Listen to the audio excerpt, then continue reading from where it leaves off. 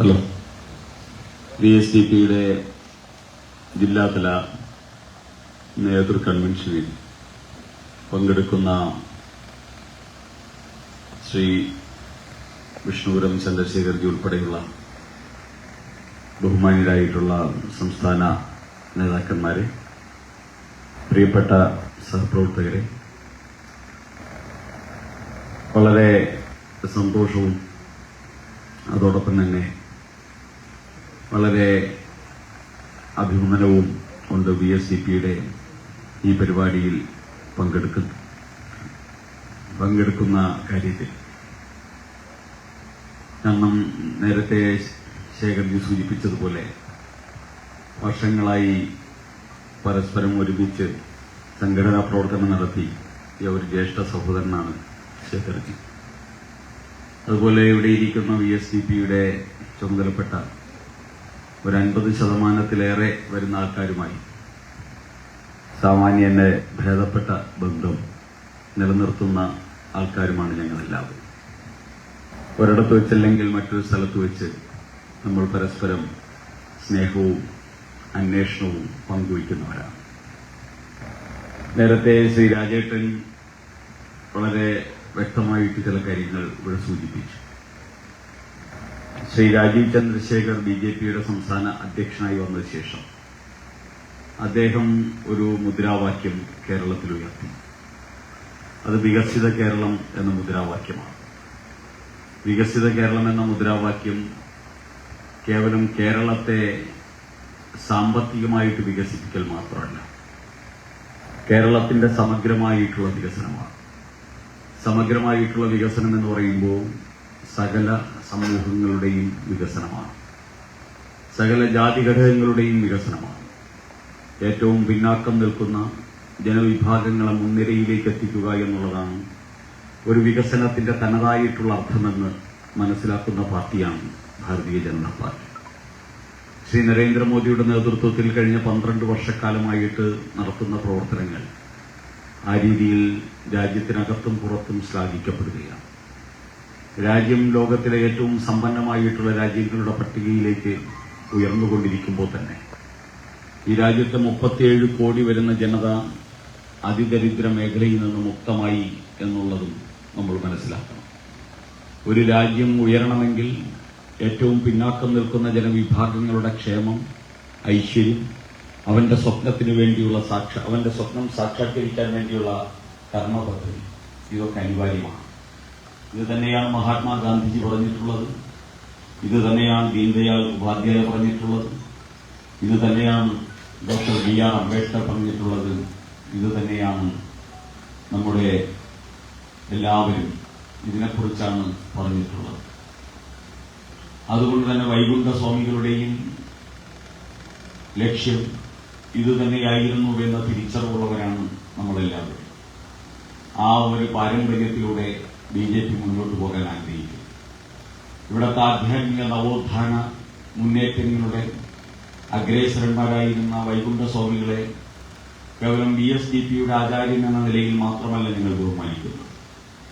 അതിലുപരി ഈ വലിയ ഭാരതത്തിന്റെ മഹത്തായിട്ടുള്ള പാരമ്പര്യത്തെ വളരെ അഭിമാനത്തോട് ഉയർത്തിപ്പിടിച്ച സന്യാസി ശ്രേഷ്ഠൻ എന്ന നിലയിൽ 10,000-കണക്കിന് അമൂല്യമായ ഇത്തരത്തിലുള്ള ദർശനങ്ങൾ കാത്തുസൂക്ഷിച്ച ആ പരമ്പരയുടെ ഭാഗം തന്നെയാണ് നമ്മുടെ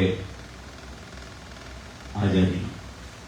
അതുകൊണ്ട് തന്നെ അദ്ദേഹത്തിന്റെ പേര് ഏറ്റവും സ്തുത്യർഹമായ രീതിയിൽ ഉയർത്തിപ്പിടിക്കാൻ, അതിന് ഏറ്റവും കൂടുതൽ പ്രചാരണം നൽകാൻ അദ്ദേഹം പഠിപ്പിക്കാൻ ശ്രമിച്ചതുമായിട്ടുള്ള കാര്യങ്ങൾ പൊതുസമൂഹത്തിൽ 3ാമത്തെ ചർച്ച കഴിഞ്ഞിട്ടാണ് അദ്ദേഹം ഇവിടെ എത്തിയത്. ശ്രീ വിഷ്ണുപുരം ചന്ദ്രശേഖർജി BJP ഓഫീസിൽ വരുന്ന സമയത്ത് ഞങ്ങൾ ചർച്ചയിലായിരുന്നു ചില സംഘടനകളുമായി. കാരണം ഇതൊന്നും കേരളത്തിൽ ഇന്നേവരെ കേട്ടുകഴിഞ്ഞില്ല. സംഘടനകളും ആൾക്കാരും ഒക്കെ വോട്ടിന് വേണ്ടിയുള്ള ഉപകരണങ്ങൾ മാത്രമാണ്. അതിലുപരി അവരുടെ വിഷയങ്ങൾ പരിഹരിക്കാൻ ഇവിടെ എന്നോ ഈ നിലപാടുകൾ എടുക്കാൻ അർഹതയുണ്ടായിരുന്ന, യോഗ്യരായിരുന്ന, അധികാരമുണ്ടായിരുന്നവരുണ്ട്. 70 വർഷത്തോളം ഈ കേരളത്തിൽ സർവ്വ അധികാരങ്ങളും കൈയാളിയിരുന്നവരുണ്ട്. അവരൊക്കെ ഓരോ സമുദായ സംഘടനകളെ വിളിച്ച് അവരുടെ ആവശ്യങ്ങളും അവകാശങ്ങളും നേടിത്തരുമായിരുന്നുവെങ്കിൽ ഇന്ന് നമ്മൾ ഏറ്റവും പവിത്രമായ ഒരു സോഷ്യലിസത്തിലേക്ക് എന്നേ എത്തിപ്പോയേനെ. ദേശീയ തലത്തിലും 60-65 വർഷക്കാലം ധരിച്ചവരുണ്ട്. അവർക്ക് വോട്ട് മാത്രമായിരുന്നു ലക്ഷ്യം. ഞങ്ങൾക്ക് വോട്ടല്ല ലക്ഷ്യം. വോട്ട് ഒരു സെക്കൻഡറിയാണ്, രണ്ടാമതാണ്.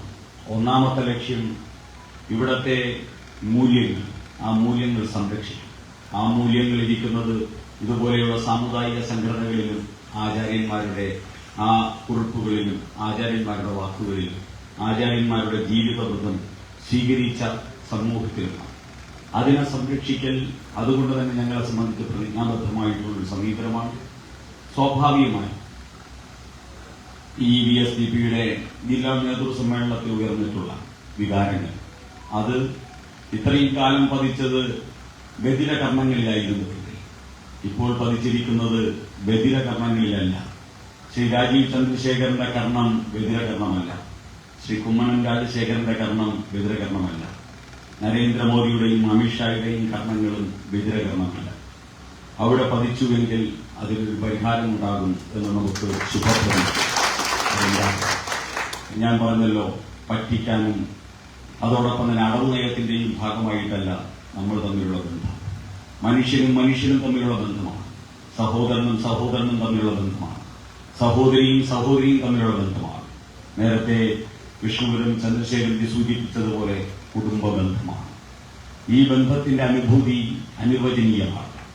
അങ്ങനെയുള്ള ആ അനുഭൂതി സ്വായത്തമാക്കിയിട്ടുള്ള, പരസ്പരം ഒരുമിച്ച് സമൂഹത്തിൽ സഹോദരന്മാരെ പോലെ ജീവിക്കുന്ന, കുടുംബാംഗങ്ങളെ പോലെ ജീവിക്കുന്ന നമുക്കിടയിൽ അടവ് നയങ്ങളില്ല. നമുക്കിടയിൽ മുദ്രാവാക്യങ്ങളില്ല. യാഥാർത്ഥ്യമാക്കൽ മാത്രമേ ഉണ്ടാകൂ. ആ യാഥാർത്ഥ്യമാക്കാനുള്ള പരിശ്രമം, അതാണ് BJPയുടെ പരിശ്രമം. ആ പരിശ്രമത്തിലൂടെയാണ് BJP ഇന്ന് ഇന്ത്യയിലെ ലോകത്തിലെ ഏറ്റവും കൂടുതൽ MPമാരും MLAമാരുമുള്ള പാർട്ടിയായിരിക്കുന്നത്. കേരളത്തിൽ അഭൂതപൂർവമായിട്ടുള്ള മുന്നേറ്റം ഉണ്ടാക്കാൻ സാധിച്ചിരിക്കുന്ന പാർട്ടിയായിരിക്കുന്നതും പറയുന്ന കാര്യങ്ങൾ ചെയ്യാൻ ആത്മാർത്ഥമായിട്ട് പരിശ്രമിക്കുന്നു എന്ന ഒരൊറ്റ ഗുണസവിശേഷത കൊണ്ടാണ്. ആ സവിശേഷത സ്വാഭാവികമായിട്ടും VSDPയുടെ സഹപ്രവർത്തകർക്കും സഹോദരന്മാർക്കും പ്രതീക്ഷിക്കാം എന്ന് മാത്രം പറഞ്ഞുകൊണ്ട് എന്റെ വാക്കുകൾക്ക് വിരാമം കൊടുക്കുന്നു. എല്ലാവർക്കും നമസ്കാരം.